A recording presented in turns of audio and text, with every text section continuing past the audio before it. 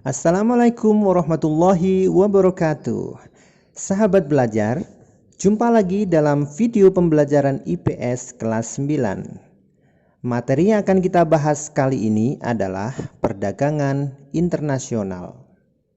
Sahabat, kalau boleh tahu, merek motor apa yang ada di rumah kalian saat ini? Apakah Honda, Yamaha, Suzuki, Kawasaki, atau bahkan Harley Davidson? Atau handphone merek apa yang sedang kalian pakai saat ini? Apakah Samsung, Vivo, Oppo, Xiaomi, Realme, Nokia, atau bahkan iPhone? Kita tidak bahas tentang merek-merek itu tadi ya, tapi tahukah kalian kalau merek-merek HP ataupun sepeda motor tadi bukan produk Indonesia loh? Lantas, mengapa bisa beredar luas di Indonesia? Ya, benar. Jawabannya karena adanya perdagangan internasional. Perdagangan internasional itu apa sih? Yuk kita bahas bersama-sama.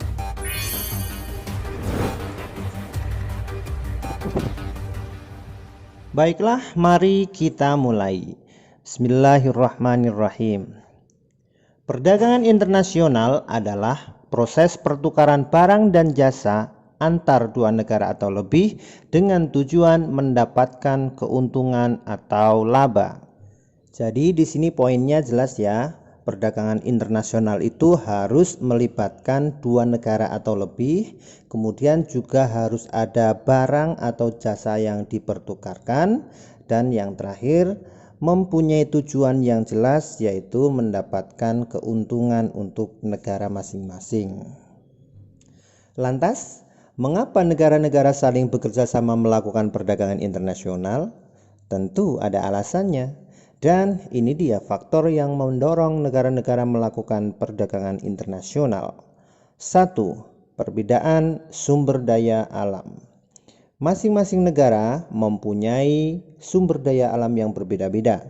Ada yang kaya sumber daya alamnya, ada yang kurang, ada yang mempunyai laut, bahkan ada negara yang tidak mempunyai laut, ada yang subur, ada yang tandus. Itulah sebabnya mereka melakukan pertukaran barang ataupun jasa.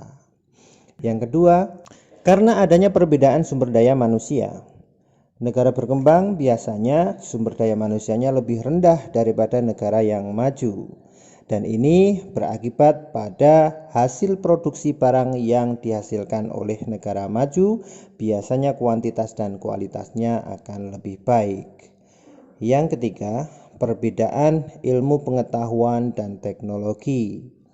Dalam pengolahan tanah pun sekarang membutuhkan mesin-mesin teknologi yang canggih, sedangkan beberapa negara masih belum bisa memproduksi mesin-mesin pertanian yang bagus, sehingga mereka harus melakukan perdagangan internasional. Yang keempat, perbedaan budaya. Jelas, perbedaan budaya akan menjadi pendorong dalam melakukan pertukaran barang ataupun jasa. Yang kelima, perbedaan lain yang mempengaruhi perdagangan internasional, misalkan perbedaan harga, upah, biaya produksi, dan selera. Dalam berdagang, tentu harga akan menjadi prioritas utama. Kalau ada yang harga yang murah, kenapa pilih harga yang mahal? Kan begitu. Nah, masing-masing negara mempunyai harga-harga yang berbeda, sehingga negara-negara itu akan melakukan perdagangan internasional. Sahabat belajar, ada yang tahu nggak manfaat dari perdagangan internasional? Nah, berikut ini saya sampaikan beberapa manfaat dari perdagangan internasional. 1. Setiap negara dapat memenuhi kebutuhan akan barang dan jasa. Yang kedua, setiap negara dapat menciptakan spesialisasi produk. Yang ketiga, mendorong kegiatan ekonomi dalam negeri. Yang keempat, pendapatan negara meningkat melalui perolehan devisa hasil ekspor. Dan yang kelima, mendorong kemajuan ilmu pengetahuan dan teknologi, karena masing-masing negara ingin meningkatkan kualitas dan kuantitas barang tentunya. Nah, sahabat belajar, Karena semua negara memiliki perbedaan masing-masing dari berbagai sektor, lantas adakah hambatan dalam melakukan perdagangan internasional? Jawabannya pasti ada dong. Berikut ini beberapa hambatan-hambatannya. 1. Perbedaan mata uang antar negara. 2. Sumber daya manusia rendah. 3. Adanya kebijakan impor dari suatu negara, misalkan proteksi, kuota, ataupun politik dumping. Yang keempat, terjadinya perang. Nah, untuk penjelasannya nanti akan saya sampaikan di deskripsi.